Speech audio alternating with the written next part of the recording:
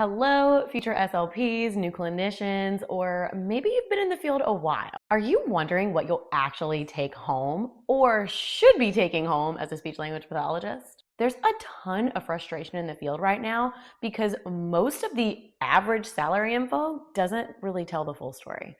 I personally felt very frustrated when I got out of graduate school. I distinctly remember the number I had in my head was $76,000 a year. And that was actually considered the average SLP salary in 2016 when I graduated, which seems like forever ago. But anyways, I was very disillusioned when I started getting job offers in like the high 40s to low $50,000 range. So I want you to be more informed than I was in that second semester of graduate school when I started job hunting. Today, we are going to be breaking it down no fluff style. We're going to be talking about what the data says for SLP salaries in 2025, the three main things that affect your take-home pay, and why that median number might feel out of reach for you, and how to set realistic salary expectations and plan accordingly. National reports say the median SLP salary is around $89,000 to $97,000 a year, depending on the source. Many hover around the $92,000 a year. And I'll drop all the sources in the description. I looked at LyraCare, PayScale, ASHA, Salary Solver, Bureau of Labor and Statistics, you name it. That median number doesn't tell the whole story. The bottom 10% of SLP earners, they're under $65,000 a year. And the top 10% are over $120,000 a year. The biggest gap is actually entry-level clinicians and school-based SLPs. They often sit toward the lower end of the pay range. Data from the US Bureau of Labor and Statistics and ASHA's 2023 healthcare survey show that entry-level SLPs often earn around $58,000 to $70,000 a year, and that is well below that national median. These areas consistently report the highest average salaries for SLPs, usually in the $106,000 to $112,000 a year range, and even higher in some cities. Now, in metro areas like San Francisco or San Jose, it's not unusual to see salaries hit the $120K plus for experienced clinicians, especially in healthcare or school districts with really strong funding. But these are also some of the highest cost of living areas in the US, so that extra pay may not go as far as you think. SLPs in many southern and more plain states tend to earn less, especially in public schools. These salaries may still be livable depending on the local cost of living, but they too fall well below the national median. Many entry-level SLPs in these areas may start in the high $40,000 to $50,000 a year. Now, in states across the Midwest and parts of the South, you'll often find some of those more median salaries. So in the $78K to $85K a year range, especially for mid-career SLPs in healthcare settings and well-funded school districts. Notice I keep using the term well-funded when I'm talking about high-paying school districts. So numbers here are closer to the national average, but again, entry-level roles like clinical fellow positions may still fall well below $70,000 a year. And again, this depends on setting and district funding. Even within a state, urban versus rural settings can also create salary gaps. Rural districts often hover around the 65 to 70K, even with people for experience, whereas more urban areas, especially those near large hospital systems or well-funded and affluent school districts, do tend to offer higher pay, though they also typically come with higher competition and cost of living. Another interesting thing too is sometimes you will find higher pay in those rural areas because they're really trying to get clinicians to go work there. So there's a few factors here at play. Key takeaway, your zip code can change your pay dramatically.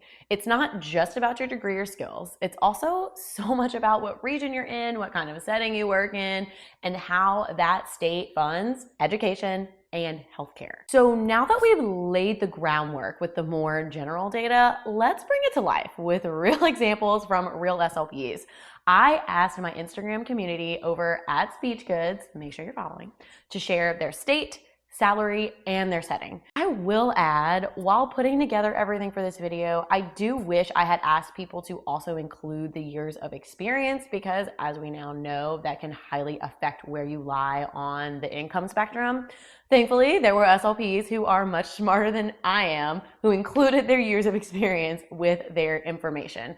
But I just want to point that out there before we fully dive into the numbers. Some of these salaries line up so close with the national averages for their settings. For example, that $100,000 acute care salary in New Jersey fits right into the expected healthcare pay in a high cost of living state. The Florida School SLP at $55,000 is consistent with many low starting salaries in southern states, especially for CFs. But of course, for this example, we don't know how many years of experience this therapist has, so that makes it a little more difficult to determine if that's more of an appropriate pay for that specific area. And the $68,000 a year early intervention SLP in Massachusetts shows how even in a high-cost state, sometimes community-based work can pay less, depending on how the funding for it works. But we also see how experience plays a major role. A DC charter school SLP with 20 years of experience makes $100,000 a year. But that same setting for a CF might pay $65,000 or less.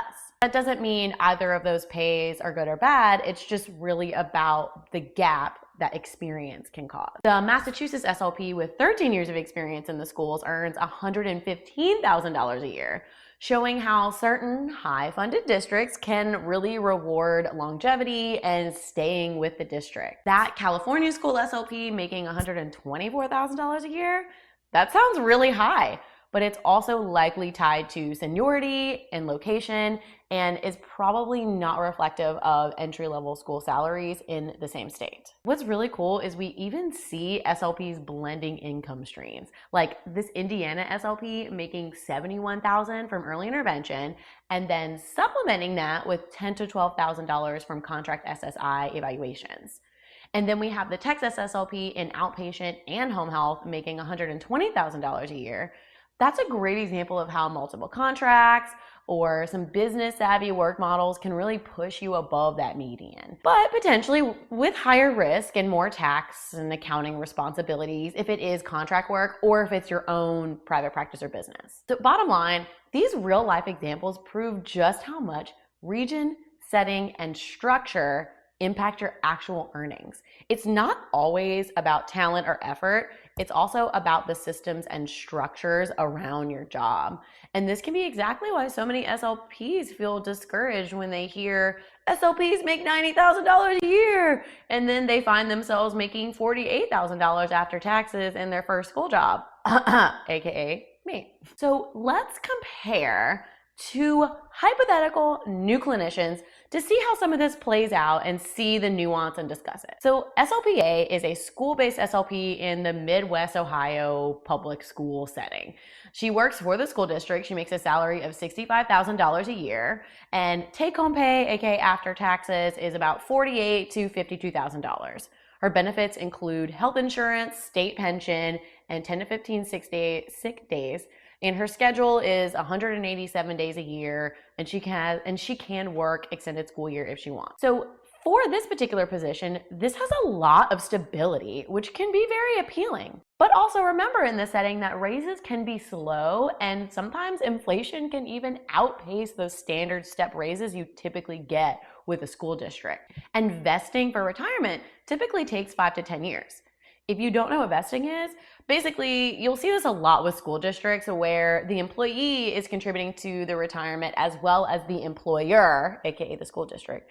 So let's use the example that the employee contributes 4% and the employer, aka the school district, also contributes 4% to your retirement account. But say you decide to leave that job and you've only worked there 1 to 2 years and it takes 5 years to be fully vested.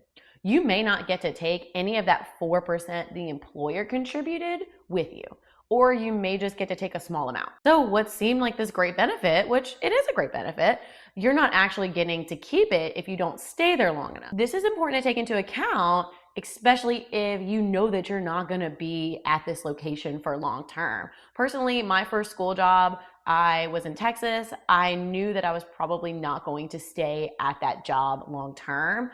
So the whole vesting thing didn't really apply to me. Let's take a look at SLPB. She is in private practice and teletherapy in the state of Texas. She's a 1099 contractor with a rate of $45 per hour at 40 hours a week.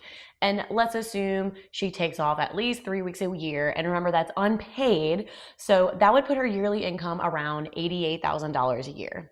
If you take out self-employment and federal taxes, her take-home pay is about $65,000 per year. So looking at this position, there's higher flexibility and income potential, which is nice. But there's also more financial responsibility. She's got no PTO, no health insurance, so she's got to go get all of that on her own. But there is the opportunity to open up other types of retirement accounts like a SEP IRA, a solo 401k, or a Roth IRA. And she can potentially build wealth faster than a traditional school-based SLP with that higher income. Side note, I will be making a video on retirement account options for self-employed SLPs. So when that video comes out, I will make sure to post it here. So make sure you are subscribed so you get all the notifications. So if we were comparing these two positions side by side, just by looking at what they make in a year, they look somewhat similar, but the structure of these two positions is completely different. The teletherapist is working year-round, while the school SLP is working 9 to 10 months out of the year.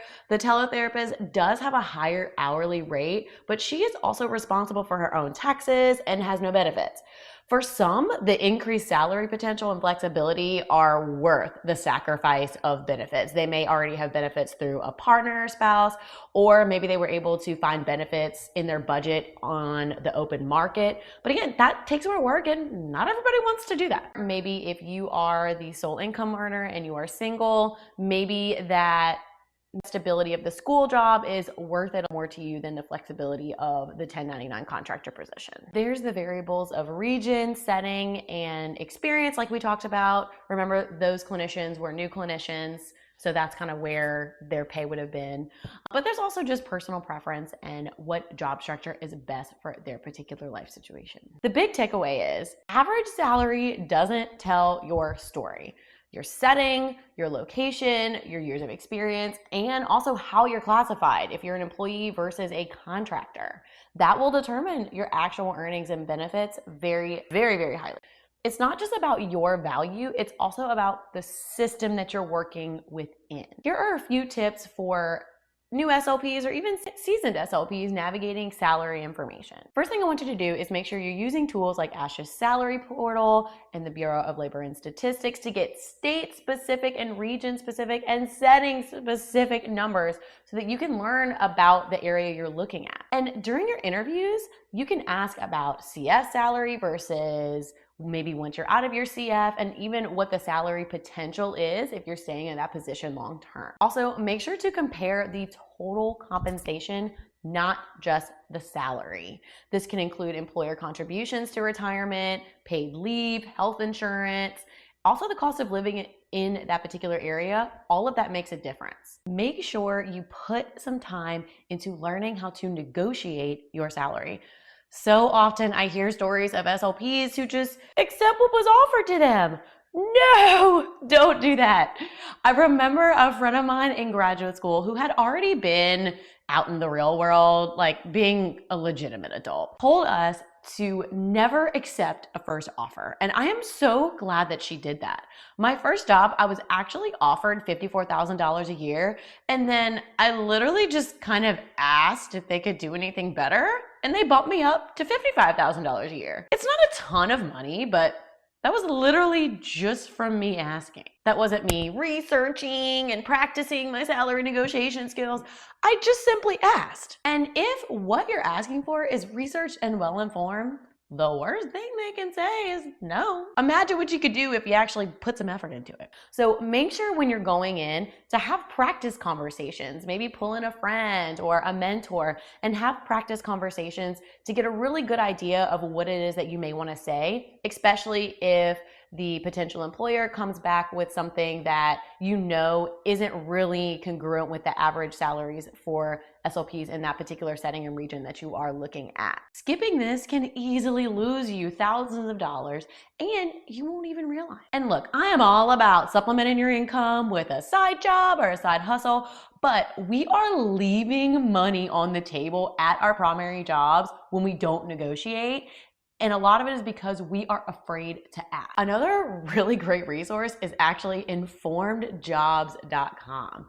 So this is a really cool SLP job website that is run by the informed SLP. What's really cool is they didn't just let any company or practice post a job there. I really appreciate that they make sure that the companies that are posting are transparent about the pay for the position instead of making you wait until you've been through 3 stinking interviews to finally find out what the pay is. I can't stand that. Another cool thing is if you look at each job posting on the side, it'll show you the pay that job offers, as well as some other nifty calculations that are already done for you. So if the job is offering a certain salary, it'll give you an estimation of what the hourly pay according to that salary would look like. And if the job is offering a certain hourly rate, it would also give you the estimate of what that would look like annually. So you're really able to go in comparing apples to apples instead of apples to paint thinner. They even give more details on their actual website about how to use what they call their informed pay whenever you're looking at job offers. I will make sure to post a link to the site in the description. It can get really confusing, especially for new graduates, when you're comparing a salary position to an hourly position and trying to figure out which one is the better offer. Another super practical tip I would highly recommend that I think is easily overlooked, especially if you are moving to a new city and you've never lived there before, or you're just a new grad and this is the first time that you're going to be pricing out your own place to live. I would start by researching what your approximate housing cost for that area will be way before you start accepting positions. You can do a quick search on Zillow or apartments.com just to get an idea of what the cost of housing is. The housing cost doesn't show you everything, but it does give you a really good idea of how expensive an area can be. And also you need to know if you can afford to live in that area on your salary. And if you can't, that is something that needs to be reevaluated. And I think it's something that a lot of people don't think about, especially in either the excitement of job hunting or the frenzy of it. One very common personal finance guru recommendation is to make sure that your housing costs are no more than 28% of your gross income. So that means your pay before you pay taxes. So you can base this pretty easily off a salary that's given to you for a job offer or posted online. You won't have to do any tax calculations. But we know for most people, housing is their largest expense. So you have to get this one right. So for example, the SLP in Ohio making $65,000 a year, SLPA, is making about $5,416 a month gross. So that means her housing costs should be no higher than about $1,500 a month. Keep in mind, this isn't just your rent or mortgage. This is utilities, lawn care, repairs, trash, all the things. Now I know some of you are gonna say, well, Danny, I live in a living area. This just isn't possible for me. Look, I get it. I have seen the numbers on housing and it is tough. So for higher cost of living areas, you can flex that from about the 28% range. I'd say go up to about 33% of your gross income. But remember, that includes everything, not just your rent. But if you're getting above that 33% mark, you are very likely going to struggle financially. And it's not me being mean or picking on you. It's not me judging your morning latte. It's math.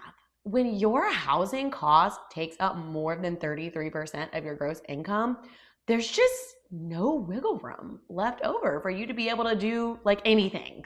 Like save for retirement, save for vacation, buy the stinking purse you've been wanting to get, or whatever it is you want to spend your money on. So be sure you have a solid understanding of the cost of living in an area that you are applying to. So here's what I want you to take away from this whole video. Realistic starting salaries for SLPs are often in the $65K to $85K range, but it's highly dependent on all the things that we just talked about.